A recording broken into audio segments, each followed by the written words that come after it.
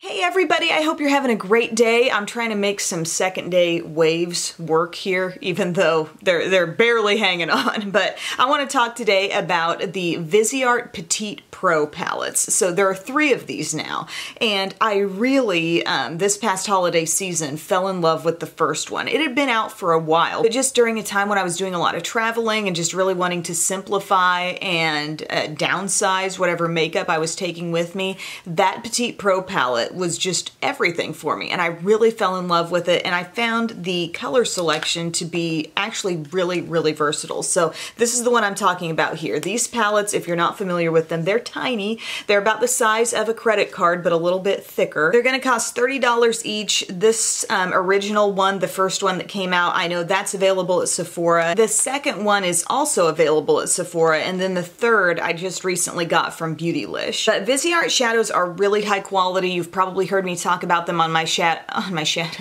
on my channel before. They do some really great like all matte or all shimmer palettes. They also have the Theory palettes, which I love.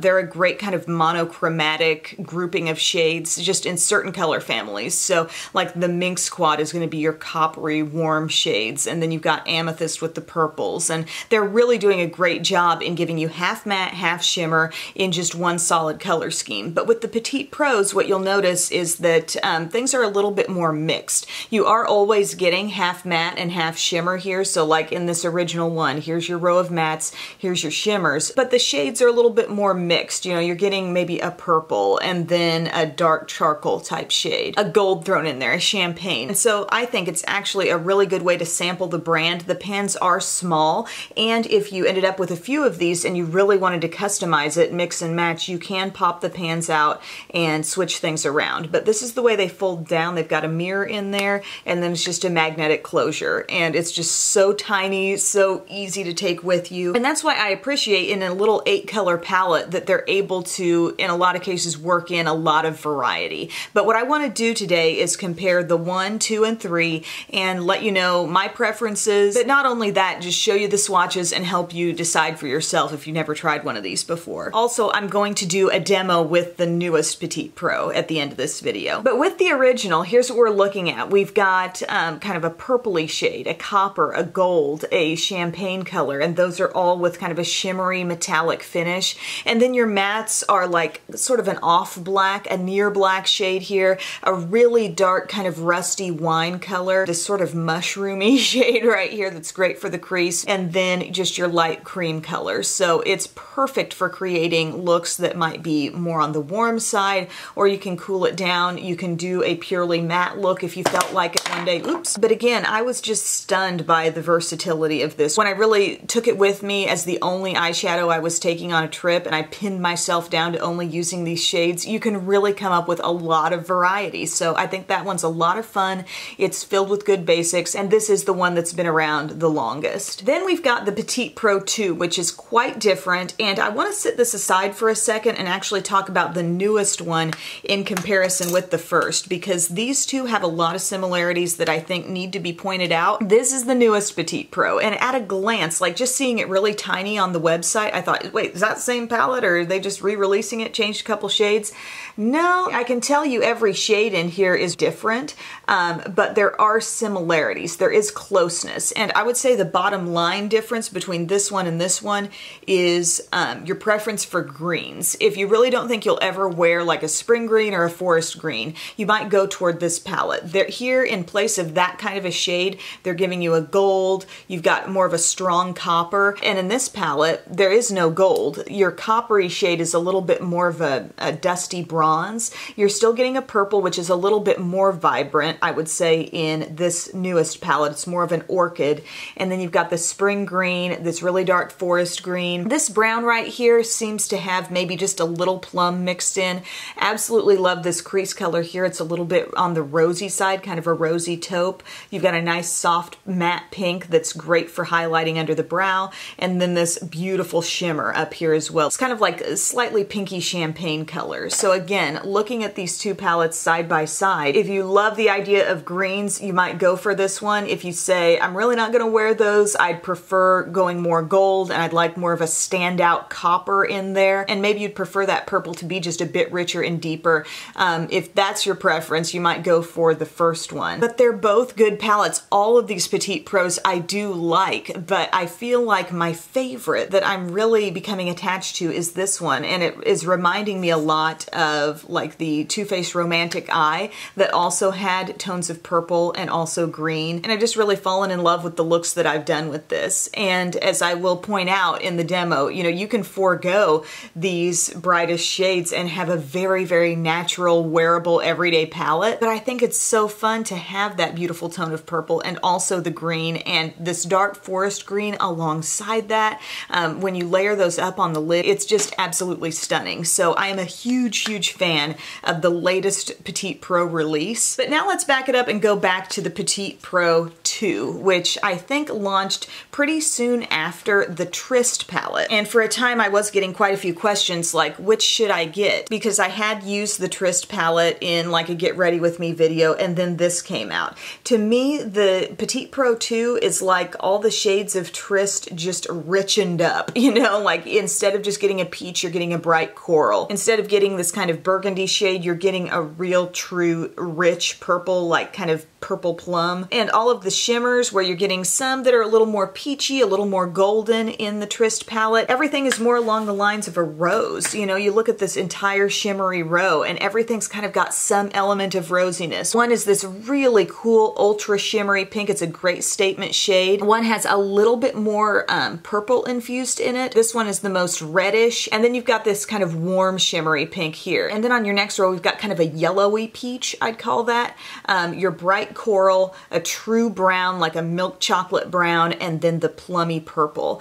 And my one complaint about this palette that maybe takes it just down a notch versatility-wise compared to the others is that when I am looking for that one perfect kind of medium shade to set up my crease, I feel like I have to mix this with the coral or this shade with the brown just to lighten it up a little bit. And it's not like it's that hard and it's not a big problem, but I'm just pointing that out to you that these shades are all pretty intense. So when you do start applying them to the crease, they really show. They have a lot of pigmentation, and it might be a bit of a struggle if you like to work your way up slowly. And also everything in this row, like I said, has some element of pinky rosiness to it, and so I think it's a little less versatile than these other two Petit Pros where the shades seem to kind of be bouncing all over. You got a gold, you got a copper, you got a purple, you got a green. When I pick up this palette, my looks tend to fall along the same kind of look most of the time, just given the way I'm comfortable putting these shades together. Like it always ends up being a very similar look, not always identical, but I just don't find it to be quite as versatile as these other two because the shades just don't bounce around as much. However, I do like it more than the Tryst palette because I think the color intensity is so beautiful with some of those mattes, and you know, don't get me wrong, the shimmers are great as well. You can, in a pinch, I have used this shade here in my crease. It's the one that looks like it's got the most purple going on in there, and that can work all right, but these shades are pretty darn metallic in that row, so keep that in mind. But what I want to show you now is a little how-to using the most recent Petit Pro. I wanted to just talk you through the look because I do feel like sometimes with these tutorials a quick voiceover is nice, but then there are other times where like stuff pops into my head and I feel like as I'm reviewing something it might be helpful for you to know it. So I'm just gonna cut to that and then we'll wrap it all up. First shade I'm going to use is this very like soft kind of light rosy brown, and I'm gonna get that going in my crease. I just think it's a perfect crease color. It's a great place to start no matter what ultimate direction you end up wanting to go with the palette. Builds up very quickly, easily. It's just a good depth level. And I'm going to take this light shade right here, pick up a bit of that. It's kind of like a soft, I don't know, just off-white with a little pink. Apply that as my highlight. And then I'm going to do some purple on the lid. This is a really pretty like orchid take on purple. It's got a little bit of a metallic nature to it. I think it's really beautiful. I'm getting that all over the lid and leaving just a tiny gap kind of right at the innermost and outermost corners. Around the inner corner, I'm going to be using this brush called the E47 from Sigma. It's a really nice brush for little detailed areas, or if I ever like go back at the end of a look, like I've already got eyelashes and stuff on and I just want to intensify my shadow in one area, this is really nice for that because it doesn't cover too much surface area. So if you don't want to get a bunch of powder shadow on your eyelashes or whatever, or you just want to apply to a really small zone, it's great for that. So I'm going to use this shimmery kind of pearly shade here. And I love the way this works around the inner corner and just kind of pull it up onto a little bit of that purple. Then we've got this shade over here, which is a little bit complex. Sometimes it feels more brownish to me. Maybe it's just if I'm layering it over like the purple like this, I see a little more plum come out of it. But we're going to take that really rich, deep color there and just dab it on the outer corner. And it will really feel like a plum when you're going on top of the purple. So just sort of go little by little, patting that on. Focusing on the outer corner, you can flip your brush around and intensify more up into the crease, and then we can go through and blend that out. But it only takes a little bit of these shades to get the impact. And another high point about these is definitely the staying power. Like you can see, we've got some definite colors in here. We've got some green, some purple, and you will notice those shades throughout the day. A lot of times colors can, even with a good eyeshadow primer, you might notice some colors detensifying just a little bit. And these, I do feel like, at least on my eyes, they stay very true to the color I expect them to be. So now that I've done that little bit of deepening up there, I'm just going to take that original brush that I used in my crease and kind of run over that outer corner. And if you feel like you've lost any purple in this process, just dab a little on with your finger. You know, if you're wanting to really center it in there in the middle of the lid, just dab it on. Also, I was thinking I might try some of this shade. It's kind of a dusty copper. It's not over the top warm, but it's kind of pretty when you use it kind of like a transition just out over the edge of a look, especially a look with the purpley stuff there. Really looks pretty with that.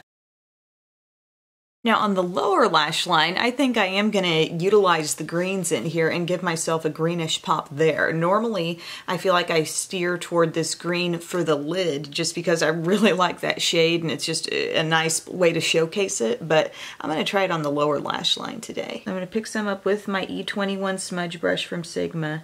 And even just in a small little zone, it still has impact. It's not like a wild lime green, it's just a soft, you know, the trees are just starting to get their leaves kind of green. When we went to Destin and we started to get further and further south on our drive, like this color really took over because we didn't have a lot of leaves on the trees where I live, and then, you know, the whole south was starting to look like this shade. Then I'm going to take this really rich forest green and I'm going to work that in on my outer corner and just kind of allow that to come in and overlap slightly with the spring green. And it's really pretty if you do this technique on the lids as well and just go, you know, the shimmery green over most of the lid and then your dark forest green in the outer corner. You know, it's a very logical way to go about it, but it does look good. But don't feel pressured like, okay, every time I use this palette I have to use the purple and the green and find a way to make it work. No, you could really forego those two sort of statement colors and look, you've got a really nice, pretty natural, easy palette just without the purple and green, but they're fun pops. And if you value that, that's kind of why you might want to look toward the Petit Pro as opposed to just a Theory palette, because with the Theory palettes you can now get Absinthe, which goes a green route, or if you really like the coppers and warm shades you can get Minx. If you like purples you can get Amethyst, but if you like the mix, that's kind of where the Petit Pro comes in, and I just think it's a good way to to try the brand and experiment with this level of quality of eyeshadow. Okay, so I'm going to stop there. I'm going to kind of complete the look with some light liner in the lower inner rim, and I'll line my upper lash line and stuff. But as far as shadow goes, that's where we're going to leave it, and I'm really happy with it. So there you can see the finished look with some light liner in the lower inner rim. I've done black liner across the upper lash line, and these lashes across the top, these are some of those Kiss blowout lashes. I think they're in the style chignon, but sometimes you might think about straying away from a lash at all when you really want to spotlight your eyeshadow look, because lashes can kind of cover them up. But a style like this that's not super dense is actually, I think, going to bring attention to the eyes, but still let the shadow definitely peek through. So in conclusion, everyone, I think these Petit Pro palettes, look, I'm holding all three and it's like nothing here. I think these are a great value. It's a great way to sample the quality of Viseart shadows. It's nice to always know that you're going to get that half matte, half shimmer split, and I think they're all beautiful palettes. I really do like them all. If I had to pick a favorite, which is always what the question it comes down to when I'm doing these videos, somebody will ask, like, well, what one do you actually like best? I really like this one because I am a fan of greens. I do like the little splash of purple in there, and everything else, all the little supporting cast members here are so nice, even just on their own. So it's a really beautiful color palette. Still really love the original, and if you have this and you're like, the greens just don't appeal to me, just stick with this, because there are a lot of like similar things happening between the first one and the third one. The wild card in the middle, you know, if you're kind of a fan of plums and the peaches, to me at a glance I would have thought maybe this would be my absolute favorite one, but ultimately I feel like it's probably the least versatile out of all three. But the shades are really gorgeous just in themselves. And again, if you have all three, or if you just have a couple, you can switch shades out. You can pop them out and give yourself a different color combination there. It's totally up to you, but they are super durable, super travel friendly, and I really appreciate that. So let me know what you guys think, if you've tried any of those, which one's your favorite. Thank you so much for taking time to watch, and I will see you again very soon. Bye.